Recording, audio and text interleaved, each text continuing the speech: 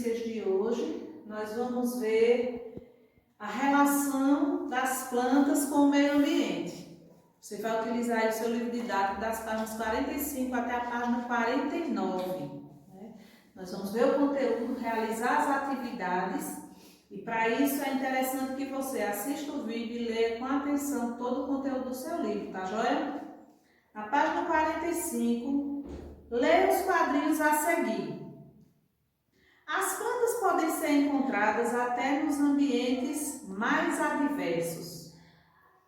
Algumas plantas aquáticas são capazes de viver submersas no fundo dos lagos, rios. Mas como é que as plantinhas não morrem afogadas? Você tem aí uma história em quadrinhos onde a criança está vendo essas informações na TV, né? E aí ela fica pensando, como é que as plantas não morrem afogadas?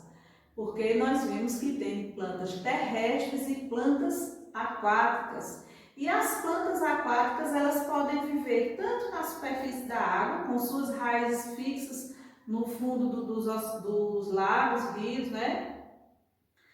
Como também podem viver lá no fundo do oceano. E é de dentro das águas que elas retiram tudo que necessitam para viver.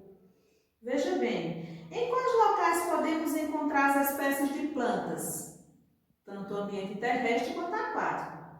Como o vegetal mostrado na tirinha sobrevive no meio ambiente? É aí onde nós vimos que as plantas são vegetais que se adaptam ao ambiente em que vivem.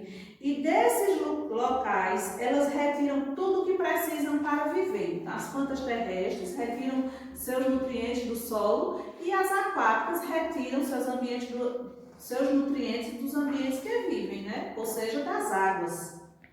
Os elementos que as plantas utilizam para crescer, muitas vezes não vêm diretamente do solo. Elas podem se fixar em diferentes substratos, como pedras, troncos de outras árvores, muros, telhados e até na água. Podemos encontrar vegetais sobrevivendo nos mais diversos ambientes. Há espécies que conseguem viver a períodos frios, nos desertos, mesmo sendo pouco favorável à vida, né? O deserto é uma região onde há uma grande escassez de água, mas mesmo assim existem plantas que conseguem sobreviver em esses ambientes. Também há espécies que sobrevivem a um intenso calor e à falta de água. Geralmente em lugares frios, em que boa parte da água disponível encontra-se congelada, as árvores perdem suas folhas de propósito durante o inverno. Elas realizam esse mecanismo para evitar a perda de água das folhas. Dependendo do ambiente em que habitam, os vegetais vão possuir diferentes estruturas e estratégias que permitam realizar essas atividades necessárias à sua sobrevivência, tais como a busca da luz e água para produzir o próprio alimento. Então, dependendo do lugar onde vive, os vegetais vão buscar aquilo que necessitam para produzir o seu alimento, né? A água, a luz do sol. Veja aí alguns tipos de planta. Plantas aquáticas possuem raízes que geralmente não se fixam no terreno e sim ficam flutuando na água, onde absorvem os nutrientes necessários ao vegetal. Retiram da água o oxigênio de que precisam para respirar. Nós temos aqui o exemplo de uma planta aquática, a Vitória régia, não é? Então, a Vitória régia é uma espécie de planta aquática. Ela possui raiz, mas essas raízes não se fixam no terreno. Elas ficam flutuando na água de onde tiram os nutrientes que a planta necessita. Os vegetais adaptados a viver em lugares secos, como na caatinga, geralmente possuem caules e folhas carnosos, capazes de armazenar água para períodos de estiagem, como é o caso da barriguda, né? A barriguda ela é uma árvore que costuma armazenar em seu tronco a água que ela necessita. Por quê? Porque vive em lugares secos como a caatinga.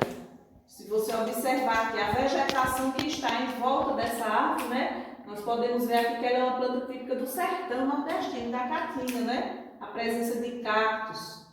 Então, é uma região onde a água é escassa, difícil de se encontrar.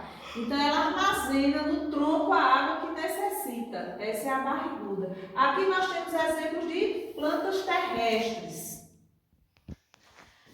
Temos também aqui o cacto. Os cactos, para reduzir a perda da água através da evaporação, os cactos sofreram transformações em suas folhas, que ficaram semelhantes a espinhos. Quer dizer, o cacto é uma planta espinhosa, não é? Ela não possui folhas, justamente porque ela é uma planta da região da Caatinga. Então, se ela tivesse folhas, ela perderia mais líquido, mais água, através da transpiração. Nós vimos que os vegetais transpiram. Então, ela sofreu essa adaptação e, ao invés de folhas, ela possui espinhos. Veja aqui a flor do cacto como é bonita. Temos aí as plantas epífitas, são aquelas que vivem sobre outras plantas, podem ser encontradas facilmente em locais com formações vegetais muito densas, como floresta, onde se instalam em cima de outros vegetais para receber a luz solar com maior intensidade. São capazes de extrair seus nutrientes da matéria orgânica morta e da casca da árvore sobre a qual está apoiada ou do próprio ambiente. Aqui nós temos exemplos de plantas epífitas, né? A bromélia é uma planta epífita, ela se instala no tronco de outras árvores, de outras plantas, de onde ela retira os seus nutrientes. Aqui nós temos como exemplo uma planta parasita. Elas são assim chamadas porque não produzem o seu alimento, mas retiram de outras plantas. Então, aqui é um exemplo de uma planta parasita, porque ela não produz o seu alimento, ela retira de outras, chamada de hospedeira. Então, a planta de onde ela retira o alimento recebe o nome de hospedeira, né? Ela retira da hospedeira tudo que precisa. Algumas espécies parasitas não produzem nem a sua própria energia. Aqui nós temos a imagem de uma planta insetívora. As plantas insetívoras, elas não conseguem retirar do solo todos os nutrientes necessários ao seu desenvolvimento e por isso elas capturam insetos e outros pequenos animais para obter esses elementos, né? Essas plantas costumam viver em solos pobres em nutrientes. Você pode observar aqui que no centro dela ela tem um líquido, né? Líquido gelatinoso, que ela prende os insetos para deles tirar os nutrientes que necessita. As espécies insetívoras capturam suas presas, digerem e utilizam os nutrientes para realizar a fotossíntese. Na página 48, nós vamos agora dar início ao nosso exercício. Lembrando, faça a leitura de todo o conteúdo com calma. Primeiro quesito, observe a imagem. Em qual estação do ano essa foto foi tirada? Preste aí atenção nessa imagem que você vê no seu livro e diga qual foi a estação em que essa foto foi tirada. Por que as árvores de lugares frios perdem suas folhas em determinadas épocas? No segundo, escreva V para verdadeiro e F para falso. Você vai ler essas afirmações e de acordo com o que você leu, né, do que nós vimos no conteúdo, você vai colocar V naquilo que for verdade e F no que for mentira, né, aliás, falso. Leia as frases e descubra de qual tipo de vegetal se trata. Vivo na água e retiro dela os elementos que necessito para realizar as atividades vitais.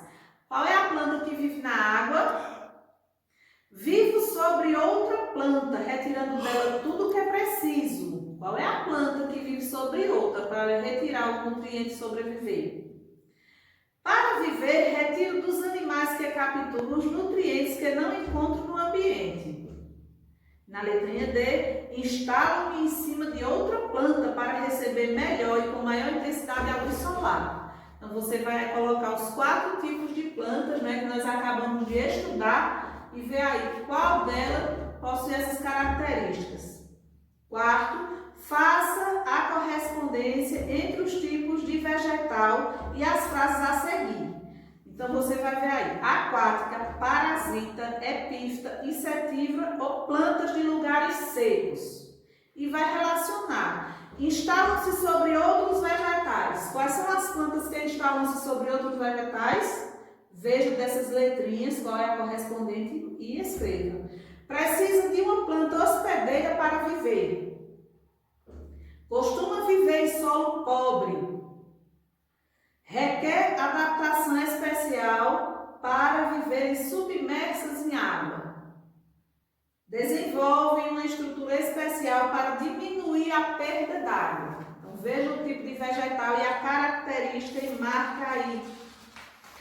Na página 49, quinto, de acordo com o que foi estudado, escreva como a planta a seguir se adapta ao ambiente em que vive.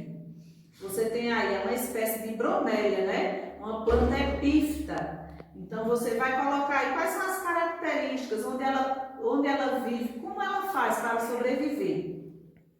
Sexto, leia com atenção as alternativas abaixo e marque as corretas.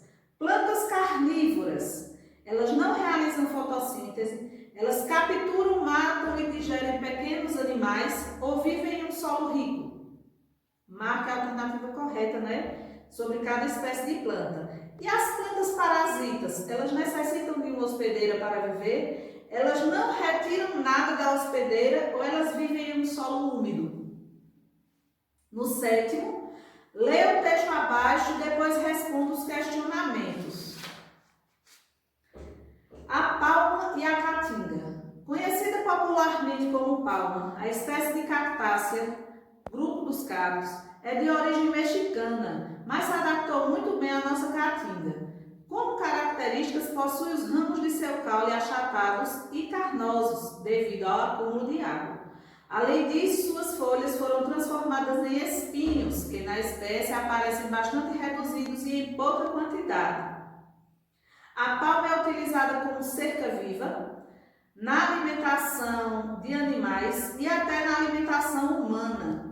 Durante o período da seca, quando não há alimento para os animais na caatinga, a palma é usada para manter o gado, garantindo a sobrevivência das criações. E ela também produz um fruto, viu? Como todo vegetal, né, ela coloca a flor e o fruto, conhecido como fruto de palma.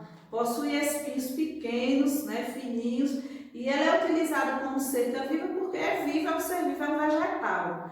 E não é um vegetal bom de que você se encoste nele, por isso é utilizado como cerca viva. Por qual motivo a palma armazena água nos seus ramos? De acordo com o que você viu nesse texto, responda a letrinha A e a letra B. E por que as folhas se transformaram em espinhos nos vegetais como a palma e também como a palma é uma espécie de cacto, né? Como o cacto aqui. Leia o texto, responda a sua atividade. Depois você envia para mim, a gente vai fazer a correção juntos, esclarecer as dúvidas. E nós nos veremos nos próximos vídeos. Mas não esqueçam, para que você não tenha dificuldade, é importante ler todo o conteúdo. Um beijo e nós nos vemos nos próximos vídeos.